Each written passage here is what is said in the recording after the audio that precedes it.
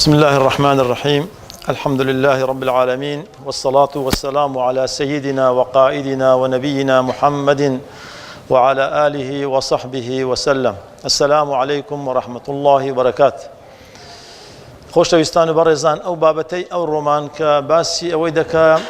کەیفیەت التدبر في القرآن الكريم، بەڕاستی لە بۆ ئەو دەستگا و سەنتەر و مزگەوتانەی کەوا پەروەردەی گەنجەکانمان دەکەن و هەروەها لە منداڵیەوە هەتا دەبنە گەنج پاشان بەتەمەنەکان کە فێری قورئانی پیرۆزیان دەکەن و قورئانیان پێلەبەر دەکەن، بەڕاستی پێویستە بابەتی تەدەبوریش ببتە یەک لە یەکێک لە بابەتەکان بۆ ئەوەی بتوانن زیاتر لە قورئانی پیرۆز شارەزا بن. ئینسان کاتێک کە قورئان لەبەر دەکاتن زۆر پێویستی بەوەی هەیە کە زۆر دووبارە کاتەوە. دووبارەکردنەوەی قورئانی پیرۆزیش وا دەکاتن ئەتوو زیاتر لێی تێبگەی و فەهمەکەت قوڵتر و عەمیقتر بیتن و هەروە دەتوانی زیاتر علوم و زانستی لەو قورئانە پیرۆزەی دەربینی کەوا بریتیە لە بەحرێک پڕی لە دڕ و گەوهەر و لؤلؤە. ئەو قورئانە لە ڕۆژی دابەزینی هەتا دەگاتە ئێستا و هەتا دەگاتە کۆتایی زەمان هەموو عولەمای دنیا ئیستیفادەیان لێ کردووە لە هەموو بوارەکانی ژیان، چ لە ڕووی علمی فەلەک بی، چ لە ڕووی علمی کۆرپەلەزانی بی، چ لە ڕووی علمی طبی، چ لە ڕووی علمی فیزیا و کیمیا و هەتا قەنابلی نەوەوی و ئەستێرەناسی هەموو لە قورئانی پیرۆز بای خۆی باسی لێکراوە، نەک باسێکی ڕووکەشی بەڵکو باسێکی وا قوڵی لێکراوە. هەموو زانایان هەتا ئێستا سەریان سوڕ دەمێنێت کە ئەو قورئانە پیرۆزە پێش 1400 ساڵ دابەزیە، بەڵام ڕۆژ بە ڕۆژ علومەکانی بەرەو زیادی دەڕواتن، هەموو بوارەکانی ژیانیشی گرتوتەوە. هەر کاتێک ئەو کەسەی کەوا پێی پابەند دەبێت سوودی لێوەگرتیە، ئەو کەسەی کەوا پشت لەو قورئانی دەکاتن دائیمەن لە ژیانێکی ناخۆش دادەژیت لە هەموو بوارەکان، هەم لە بواری زانستی، هەم لە بواری دەرونی، هەم لە بواری ئاینی. ئەو بابەتەی کەوا باسەکەین التدبر في القرآن الكريم أفلا يتدبرون القرآن أم على قلوب أقفالها. طبعا بابەتەکەمان تەدەبورە، بۆیە زۆر جار پرسیارتان لێ دەکەین و بینشاءالله گۆش بەشدار بن هەتا بتوانین لەو قورئانە پیرۆزەی زیاتر لە کاتی لەبەرکردن زیاتر سوودی لێوەردەگرین. لەبەرکردنێکی ڕوود بەتەنها، لەبەرکردنێکی ڕوود بەبێ ئەوەی لە مانا و تەفسیر و لە قوڵایی تێبگەی، ئەوە بەڕاستی ئیسفادەی زۆر ناکەین، چونکە ناتوان ئیستنباطی علمی لێ بکەی. ئێستا علومی فقی ئیسلامی، علومی قورئان هەموو بەچ دەرینایە. ئەو علەمانە کاتێک قورئانیان خوێندەوە زۆر بە وردی بە دەقیقی ماناکان لێک دایتەوە، ئەو زەتوانی ویانە علمی لێ هەڵێنزن. ئێستا زۆر لە عالیمەکانی کەوا بێ باوەڕیشن، بەڵام لەو قورئانە پیرۆزەی نە دەعوەمان لەگەڵ کردوون نە لەگەڵیان دانیشتوین، بەڵام بە خۆیان چکە دەزان ئەو قورئانە لەلایەن خوای پەروەردگار هاتیە مەصدەری هەموو علمێکە، بۆیە سەدەها علمیان لێ دەریناوە. ئێستا هەندێک نمونەی باس دەکەین لە کاتی شەرحکردنەکەی بزانین چەند بە دەقیقی چەند بە وردی قورئانی خوێنتەوە، نەک بۆچی ئێمە زۆر بەمان لەبەری دەکەین و 100,000 200,000 دەیرینەوە، بەڵام چونکە تەدەبور و تەعەقل و تەفەکر و تەذەکوری لەگەڵدا نییە، بۆیە نەمانتوانیوە لەو عەسڕی ئێستاماندا کە موسڵمان پاشکۆی هەموو کۆمەڵگەکانە، چونکە بەڕاستی تەدەبورمان لە قورئان نییە، نەمانتوانیوە ببینە پێشەنگ. بەڵام موسڵمانەکانی پێشتر توانیانە سوودی لێوەگرن، ئیستنباطی هەموو علومەکانیان کردبوو، بۆیە لە پێشەنجی هەموو وڵاتانی جیهان بوون و هەر ناوی ئیسلام بوو. بەڵام ئێستا بەداخەوە هەموو شتەکان پێچەوانە بوویتەوە، چونکە تەدەبورمان لە قورئانی پیرۆز زۆر کەم ماوە و کتابی ئیسلامیش کە دادەندرێت زۆربەی نەقلە و نییە لەو قورئانەی بە وردی لیان کۆڵی بتەوەشتی نوێیان دەری نابی، هەمووی نەقلە لەوی هەتا کتابێک دروست دەبی کەمی تەدەبور و تەعەقولی تێدا هەیە، بۆیە سوودمان لێوەرنەگرتووە. ئەو ئاەتە پیرۆزەی کە باسی تەدەبور دەکا، ئەو ئاەتە مەدحمان دەکەیان زەممان دەکا. مەدحیان زەم ئەو ئاەتە زەممان دەکا. ئەفەلا یەتەدەبەرون القورئان ئەم عەلا قولوب ئەقفالها. ئەگەر تو قورئان بە تەدەبور نەخوێنیەوە کەواتە دڵی خۆت قەپات دەکەی. وەچی بێ باوەڕەکان کە جیان لە قورئان دەبوو چاو و گوێی خۆیان دەگرت، دڵی خۆیان قەپات دەکرد هەتا ئیمان نێنن. بەڵام ئێمە موسڵمانین، پێویستە قورئانێک کە دەخوێنینەوە خوای پەروەردگار تەوبیخمان نەکات. تەوبیخ یعنی وەچ ئینزار، پێمان دەڵێ دەبێت قورئانەی کە دەخوێنیەوە تەدەببر بکەی بەعەقڵەوە لێی تێبگەی نەک دڵی خۆت قەپاتکەی لێی ئەتوو کە لەبەرت کرد و تێی نەگەیشتی بەیانی چۆن دەتوانی خەڵکی پێ هیدایەت بدەی و یان علمێکی پێکەشف بکەی. بابەتەکەمان سێشتە. یەکەمیان مانای تەدەببر چییە و ئەهەمیەتی چییە، پاشان چۆن ئێمە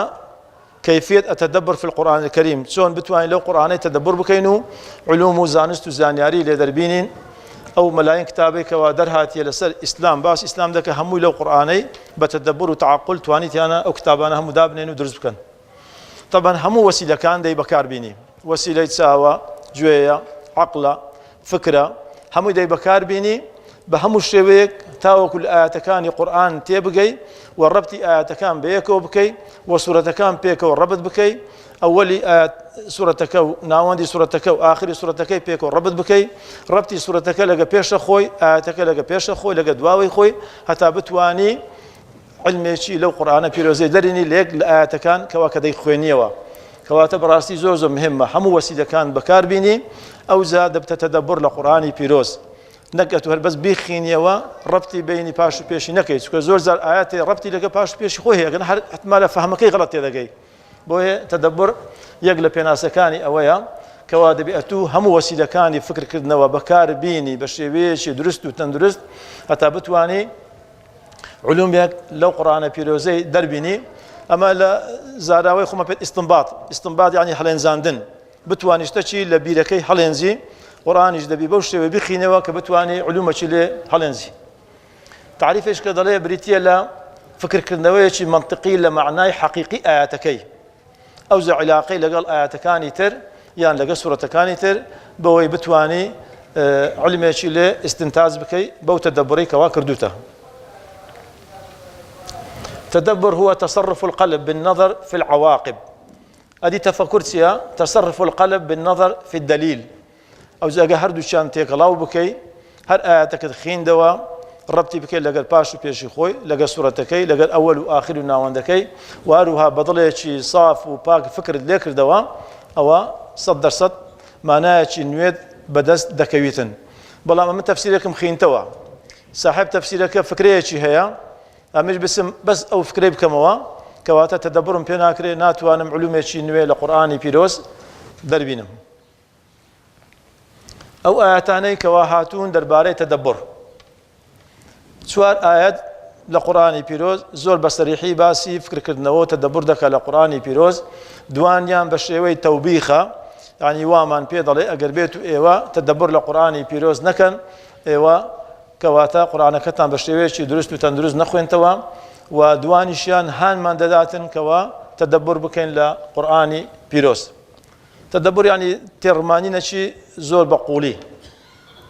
آياتي كما تازخين دواء أفلا يتدبرون القرآن أم على قلوب أقفالها. أول سورة كم سورة؟ بلى سورة محمد بلى. آياتي دوام لسورة النساء أفلا يتدبرون القرآن ولو كان من عند غير الله لوجدوا فيه اختلافا كثيرا. أو قرآن لنا خنو بتدبر أو قرآن أقل لان يكشت بهاد بايا لغير خداي پروردگار أو قرآن اختلافي زور تدادبو وشي توراة وإنجيل كتابة كانت كبخين بزان أولي آخري ناوندي باس هل بيغمريش دكا لزياتي مدحي كاتن زمي دكا يان دبيني لزيك مدحي دكا لزيك زمي دكاتن أو هموي اختلاف كثيرة بلام قرآني بيروز قد يخينيوا هموي بيكا والربط شي محكمي هيا زور زار هيا دو آيات بيكا والربط دكي علمي شي زور مهم لبو ديتا دروا دواء إن شاء الله إشارات بهند كان دكين. دو آيات ترمان هي كالقرآن بيروز باس تدبر دكاتن يشان لسورة المؤمنون يشان لسورة الصاد كاد فرمية كتاب أنزلناه إليك مبارك ليتدبروا آياته وليتذكر أولو الألباب. بزانت شيء تدبروا تذكر دكاتن أو كسيكوا مشي خوي بكارديني أو كسيكوا صاحبي عقله هوشا مسلمان دائما عقله هوش بقوة لخلشتر بلا ما قبيته لو قرآني كقرآني شي بيروزا للآن خوي پروردگار هاتيا تدبر تعقلكي زياتر بكاتن پشت بخلفيته شت كنبستي دتواني علمي شي زور لو قرآن بيروزي دربيني.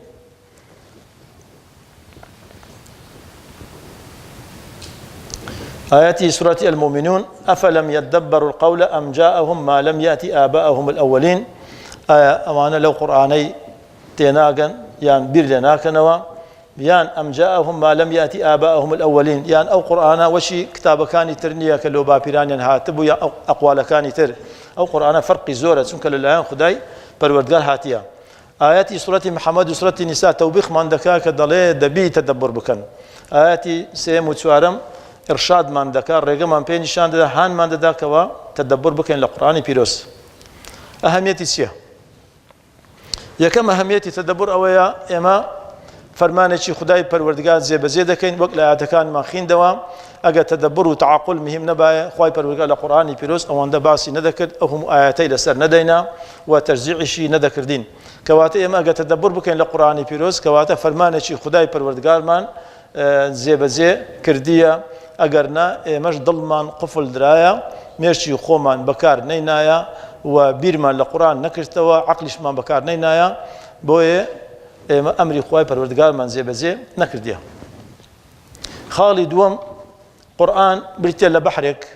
وشي باس ما كرت همو ناوي درو جوهرو سدوي تيدا هيا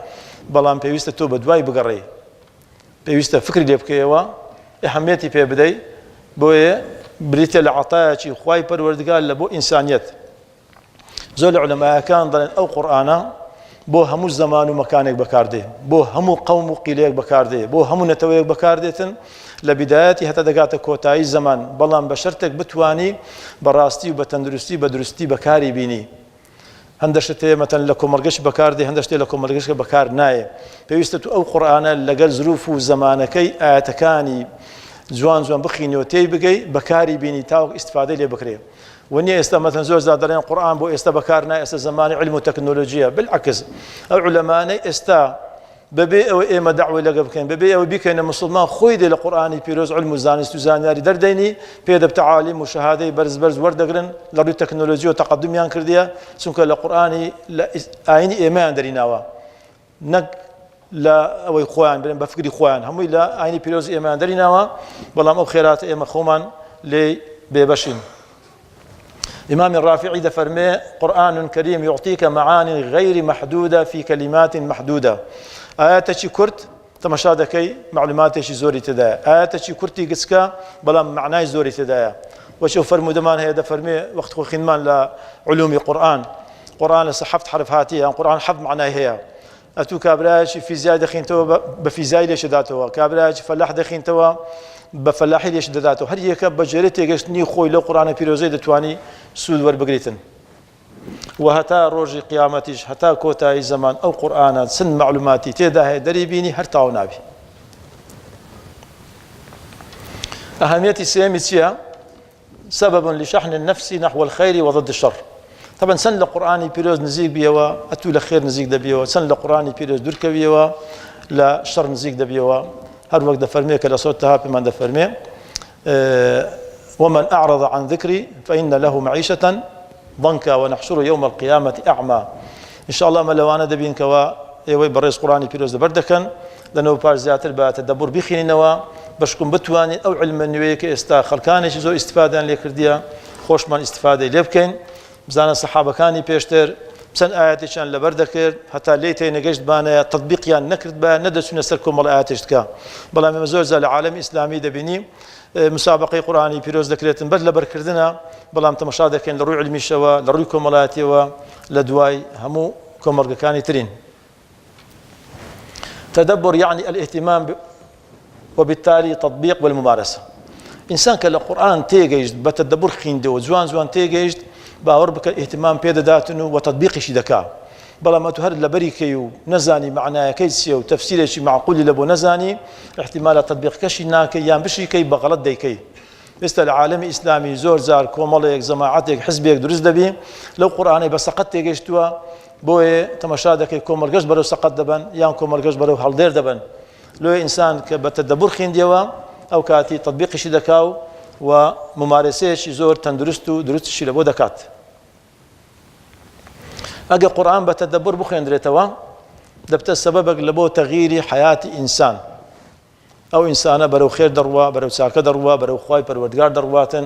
لە دنیاە بەرەو سەرکەوتو دەڕوا لە بەهەشتێ بەرەو لە قیامەت بەرەو بەهەشت دەڕواتن بۆیە بەڕاستی ئەو قورئانە پێویستە کاتێک کە دەیخینینەوە بە تەدەببر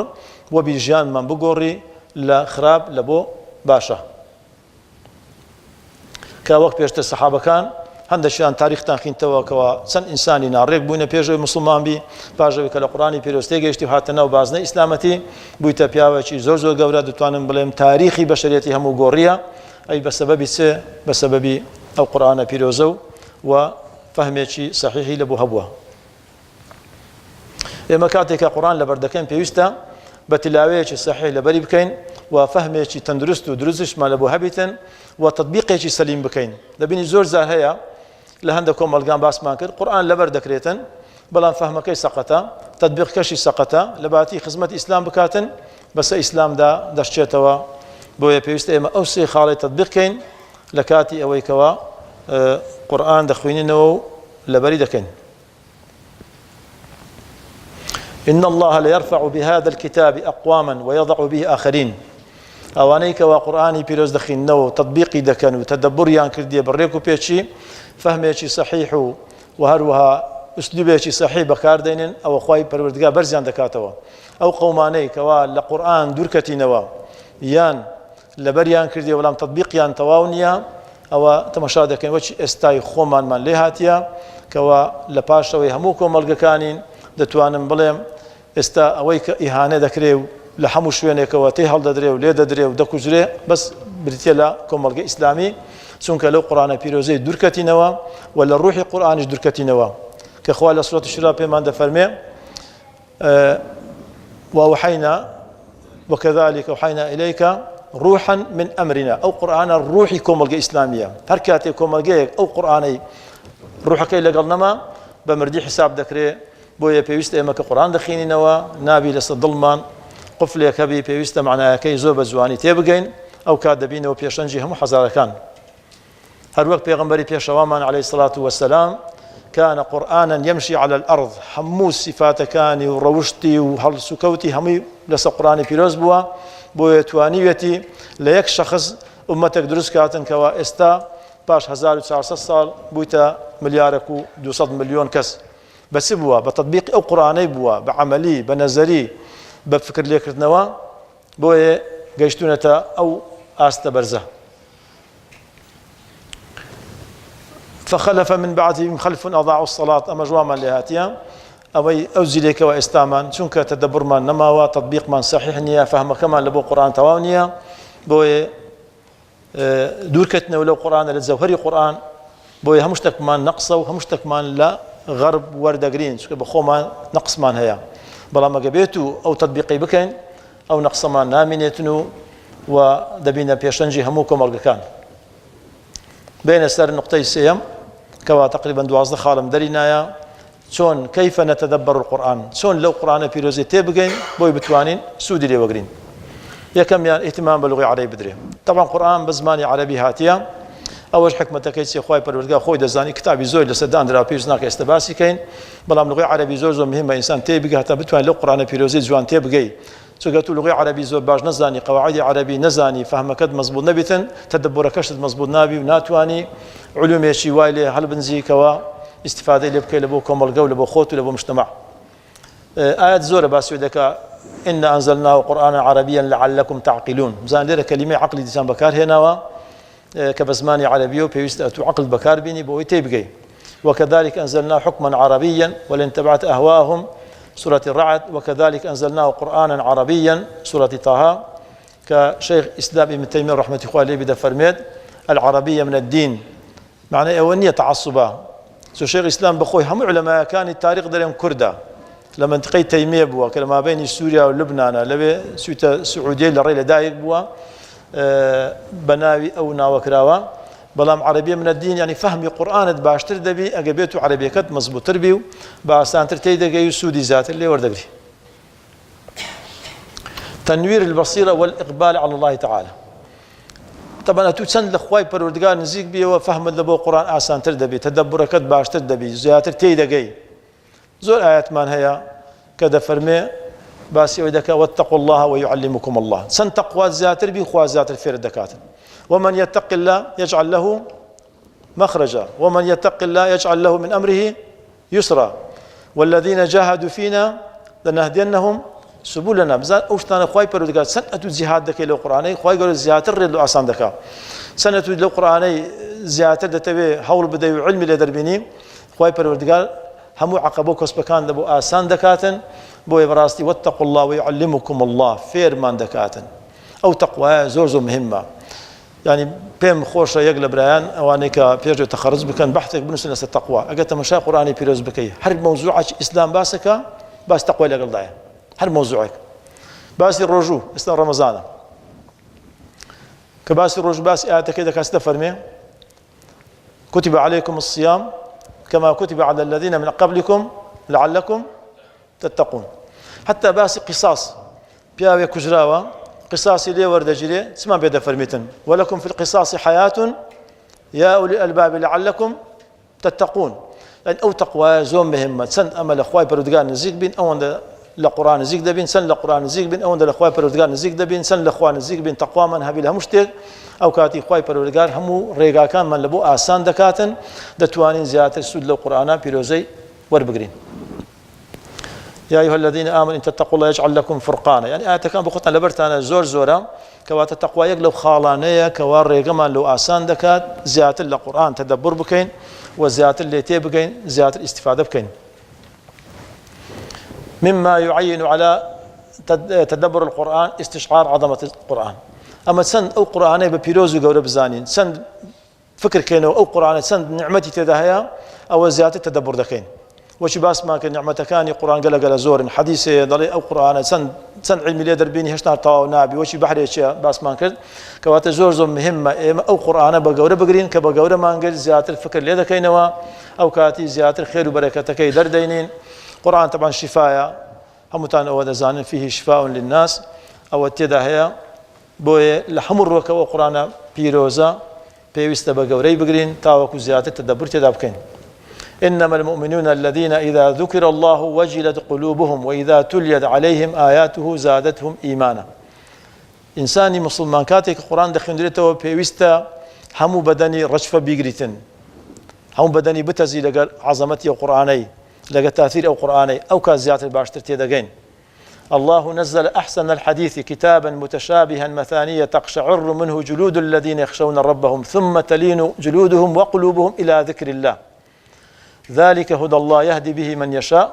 ومن يضلل الله فما له من هاد بس آياتنا هموي دلالة سلوية كوا ما بيوست اللكاتي أو قرآن خين نوا همو لشمان وقلب مان وجوارح كان من لقل دابي بأو زياتر تيبقين إنز أو كاد بمسلمان حساب دكرين وزياتر السودي لي وردقرين يقلا وسيلة كاينتر إما دبي تيبقين كوا أو قرآنا عجزاي بكاني قد تواو نابتا حتى روجي قيامت لهم علوم مكان الدنيا بارك هر علومك استكباز ذكري سندها عالمة الانترنت بخوتان دبي النوا حمو تمشادك خيتك دقات وصل القرآن يعني دقات سفر من كان بيغمبر عليه الصلاة والسلام بلام لو مسلمان لي يدورين ما فكر بعمق وبقولي زور فكر لي ناكي نوا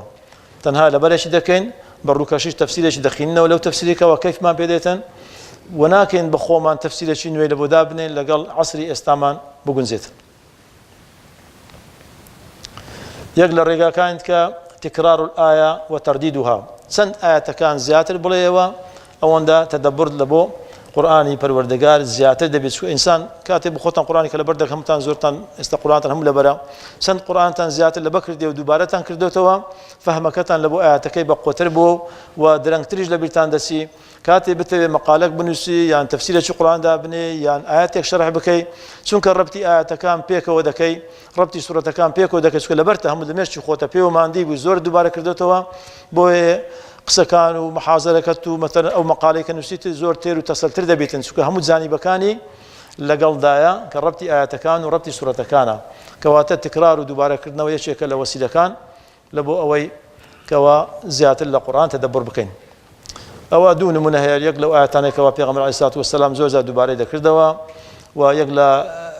إمام حسن البصري دري وإن تعدوا نعمة الله لا تحصوها إن الله لغفور رحيم طبعا نعمتي إخوة إستا هل يقلما عمرێکە 100 ساڵ بێتن لە ڕۆژی ولادەی هەتا دەگاتە مردنی بەس نعمەتەکانی خوای بنووسی باوەڕکە تەواو نابێت بەس نعمەتەکانی خوای بنووسی یەک لە عالیمەکان دەڵێ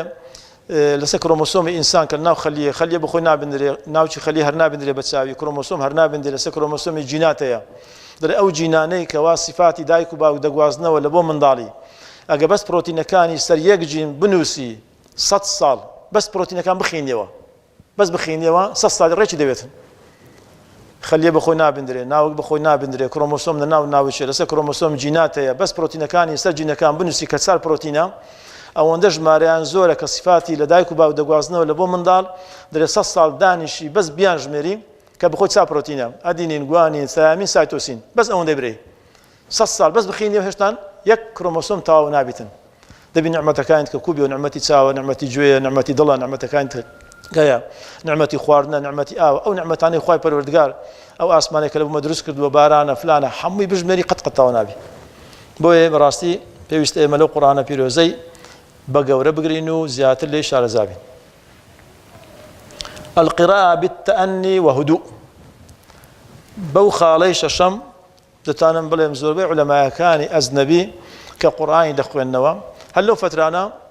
یەک لە مسافرەکانی خۆمان مسلمان قورئانیش دایتە دکتۆرێک نەزانم تەمەن دکتۆریشە قورئانیش ئەڵمانی دایتە دکتۆرێک ئەڵمانی ئەو سەفحەی لێ کردوتەوە تەماشا دەکە سوورەتی کەهفاتیە باسی ئەسحاب الکهف دەکا ئەو چەند نەفەرێکەوە سەگێکیان لەگەڵدا بووە خوای پەروەردگار 309 ساڵ لە ئەشکەوت خەوی لێ خستوون دوایە زیندوو بوونەتەوە ئەو عالیمانە داوای لێ کرایە نەلەحات قورئانی خوێنتەوە بەس بە قەدەری خوای ئەو سەفحەی دەکاتەوە دەرس و عالیمێکی بەیتەری دەبیتن دەڵێ باشە ئەو شەخسەکان لۆ تەقەلوبیان دەکرد ونقلبهم ذات اليمين وذات الشمال وكلبهم ونیا ئایا سەگە تەقەلوبی دەکرد سەگ تەقەلوبی نەکردیە بەس لۆ نەفەرەکان تەقەلوبیان کردیە نەفەرەکان تەقەلوبیان نەکردووە بۆ گەن دەبوون بەڵام دیتی لە پستی سەی مادەچی پرۆتینی و چەوری تێدا هەیە قەت بۆ گەن نابی بۆیە سەیەکە لە جێی خۆی بووە بەبێ ئەوەی حرەکەی بکە بجولێتەوە هەتا بۆ گەن نەبێتن هیچ لێ نهاتیە باشە مسلمان ئەمە بخۆمان هەر یەک لەمە ئەو سورەتەمە لەبەر نییە 100 جار نەماخینەوە لۆ فکرمان نەکردو باشە لۆ ئەو سەگە تەقەلوبیە خوای گەورە پێ نەکردی لۆ بە پیاوەکانی کردی بەوی نەکردیە ئەنی بزان ئەوان کە قورئانی دەخوێننەوە ئەوەندە بە هودوو دەخوێننەوە ئەوەندە بە هێیت دەخوێننەوە دەیانەوێت ئیسفادەش لێ بکەن خۆ دەزانن ئەوان بخوا مەسیحینە و دژمنی زۆربیان دژمنی ئیسلامن و زۆربیان دژاتی قورئانیش دەکەن جۆن مۆلەر عالیمێکی ڕیاضات منطقی کەنەدی بووە 6 کتابی دژی ئیسلام هەیە 6 کتاب ئێستا کتابەکانی تەمام مایە خەڵک کڕیتی و خەڵکی کەنەدایە تەبان ئەو کابرایە ڕۆژێک دەڵێ باشە من ئەوەندە زەمی ئیسلام دەکەم بازار قورئانی بە ئینگلیزی بخوێنمەوە قورئانی دەخوێنتەوە بە ئینگلیزی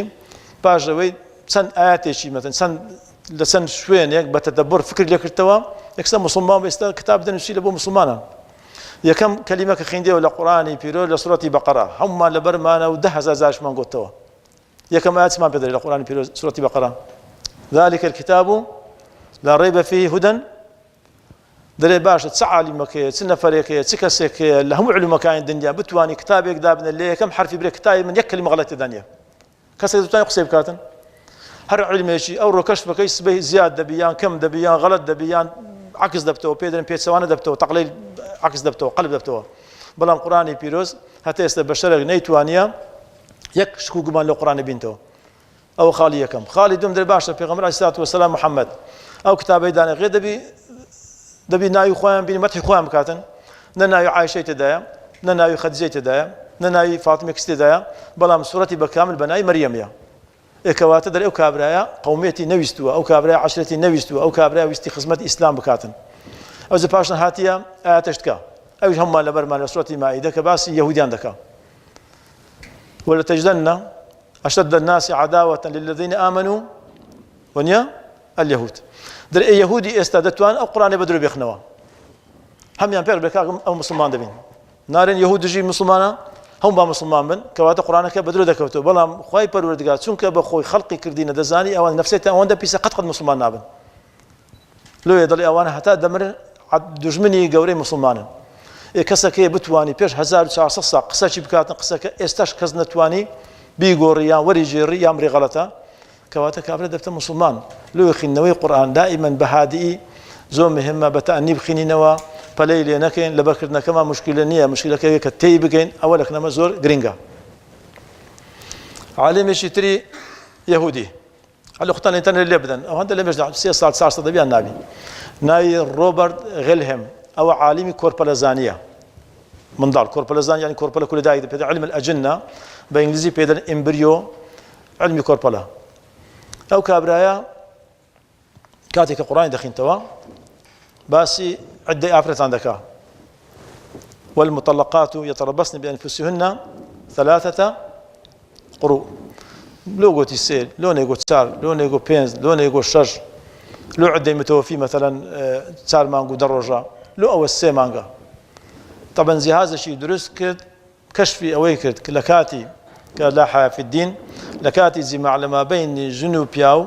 بس ما درس دبي لنا ورحمي آفرتكي ما وي سي مانج دمنتوا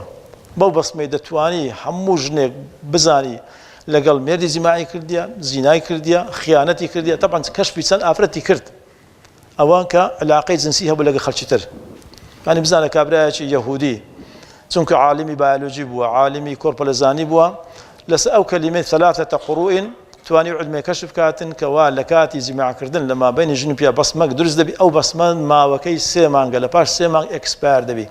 لۆی عدەی ئافرەتان چەندە 3 قروء یعنی 3 بێنوێژی نەک 3 مانگ 3 بێنوێژی چونکە مانگ فەرقیە ئەو لۆ منداڵ و لەوانەیە کەوا عدەیان نەمایە کەواتە بزانە خینەوە لەلایەن کابرایەکی عالمێکی کۆرپەلەزانی کە عالمی لاهوتیش نەبوو لە عالمی دین و تەورات و ئینجیل بیتن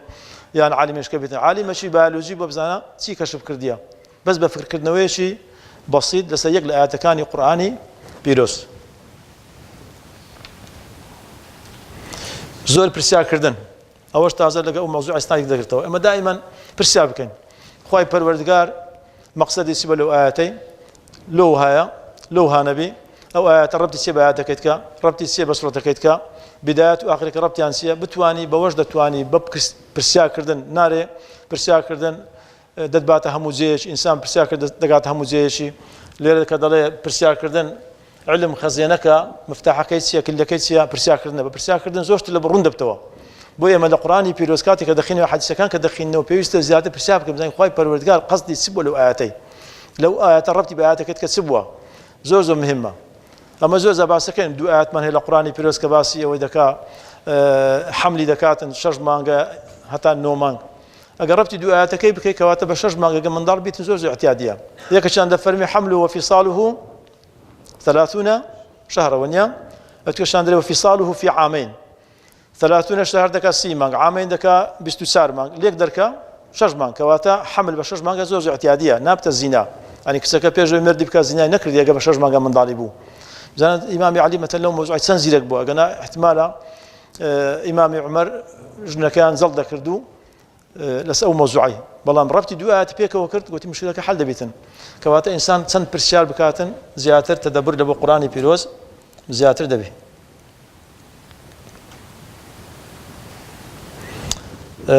لێرەش دەفەرمێ ئەو ئاەتە لۆ بۆ دەست پێ کردیە لۆ هاتیە لۆ بۆ شکلێ هاتیە لۆ ختامەکەی وا بووە ئێستا علومێکی نوێیە زۆر جار مامۆستایەکمان هەبوو داهاتێ لە مامۆستا عەبدولوهاب بوو ڕەبتی سوورەتەکانی دەکرد یانی زۆر بەشکلەشی يعني خۆ زۆر ئاسانە بەڵام فکری دەوێت یەکەم کەس کە فکرەکەی کەشف بکاتن ڕەبتی سوورەتەکان بێکەوە ئەوەلی ناوەندی ئاخری ئێستاش مهندسێکی عەرەب هەیە ناوی ئەحمەدە لە یەمەندا دەنیشی خۆی خەڵکی بەغدایە برادەری کاک حازی سەرکەوتیە ئەوەش ئەو برایەش تەفسیری قورئانی ئێستا کردیە بە شکلێکی نوێ هەمووی ڕەبتی بینی سوورەتەکان کردیە سوورەتەکان لە بینی خۆیان بدایەتی سوورەت و ناوەندی سوورەت و ئاخری سوورەت ئاەتەکانیش ئاەتی پێشە خۆی دوای خۆی لەگەڵ ئاەتەکەی ناوەندی هەموو ڕەبت کردیە بە شکلێکی زۆر زۆر جوان بەڕاستی کتابەکانی ئینسان بخوێنتەوە زۆر سوودی لێوەردەگری التأمل في سياق الآية طبعا هل آياتك سياق شيء خاص هي بس ما خمان نبستين وزور زاد بيني آيات هي لسر بني إسرائيل هاتية يعني لسر شخص كاتية يعني لسر قوم كاتية نرين آيات خاص لبوانا أما بيوست عمومي آياتك وقرين بلام خاصة ليه قرين يعني أو زور مهمة أتو بس بلو آيات عادي بني إسرائيل توا يعني عادي ولد كوري مغيرية نقل أو آيات لسر هم كسيك تطبيق دبيتنك أو صفاتاني أو شخصية بي أو قوميها بيتن بو آيات كان أو نكين يعني كبسي نكينو نيبستينوا بلام سياق كيتي بقينو و پەیوەندەکەش لەگەڵ پاشە خۆی پێشە خۆی دیاری بکەین. العمل تحت قول المفسرين العبرة بعموم اللفظ لا بخصوص السبب. هەندە ئاەتی سەبەبی خاصی خۆی هەیە، ئاەتەکەی نەبەستینەوە بەس بەو سەبەبەی، بەڵکو لەو هەموو کاتێک بەکاردێتن،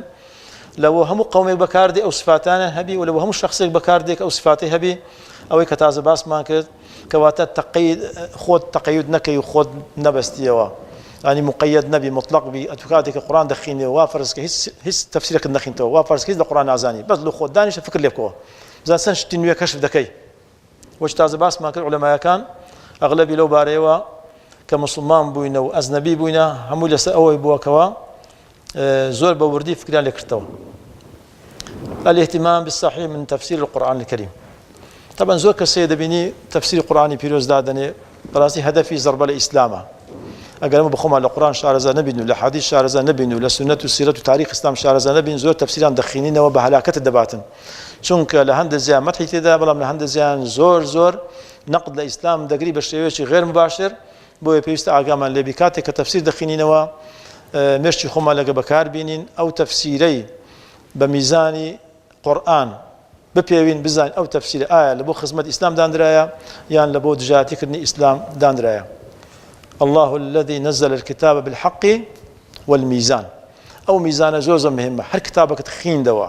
پێم باشە قەڵەمی دەست دێ ئەو کتابێ بەوردی بخوێنەوە، چی لەگە قورئان و سنە ناگونجێ ئیشارەتی لێ بدەیت بزانە ئەوە لەو دژایەتی ئیسلام دانرایە، چی دەگونجێتن ئەو کتابە ئیستیفادە دەکەین. بۆیە مسلمان دائیمەن ئەمە کە دەڵێن مەصدەری ئیسلام قورئان و دوای سنەت، ئەو دوێ بزانی بە غەڵەت ناچی. هەر شخصێکت دی لەسەر قورئان و سنەت دەڕوا دەتوانی بیکەی هاوڵی خۆت، هەر کتابێکت دی لەسەر قورئان و سنەت دەڕوا سوودی لێ وەردەگری، هەر کتابێکت دیت